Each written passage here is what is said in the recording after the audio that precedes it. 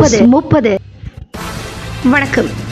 கீழ்கரும்புலியூத்து கிராமத்தில் புதியதாக அமைக்கப்பட்டுள்ள மேல்நிலை நீர்த்தேக்க தொட்டி திறப்பு விழா, புதிய சிமெண்ட் சாலைக்கு அடிக்கல் நாட்டு விழா.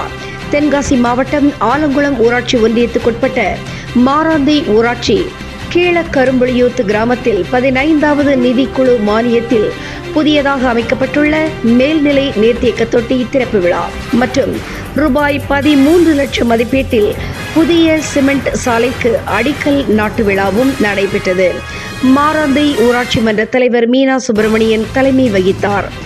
ஆலங்குளம் ஒன்றிய கவுன்சிலர் கலா கண்ணன், துணைத் தலைவர் இந்திரா ஆகியோர் முன்னிலை வகித்தார்கள்.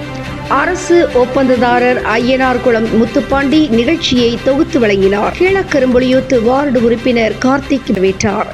சிறப்பு அழைப்பாளராக எம் திவ்யா மணிகண்டன் கலந்து கொண்டு ரூபாய் 7.14 லட்சம் மதிப்பீட்டில் புதியதாக அமைக்கப்பட்டுள்ள மேல்நிலை நீர்த்தேக்க தொட்டியினை திறந்து வைத்தும், மகாத்மா காந்தி தேசிய ஊரக வேலை உறுதி திட்டத்தின் கீழ் ரூபாய் 13 லட்சம் மதிப்பீட்டில் புதியதாக அமைக்கப்பட உள்ள சிமெண்ட் சாலைக்கு அடிக்கல் நாட்டு தொடங்கி வைத்தார்.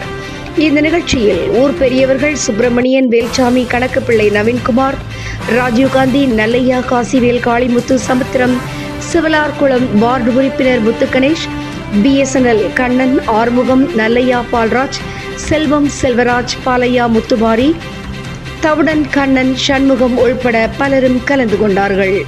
நியூஸ் 30 செய்திகளுக்காக தென்காசி மாவட்டத்திலிருந்து கோவிந்தராஜ் மற்றும் ஐயம்மாள்.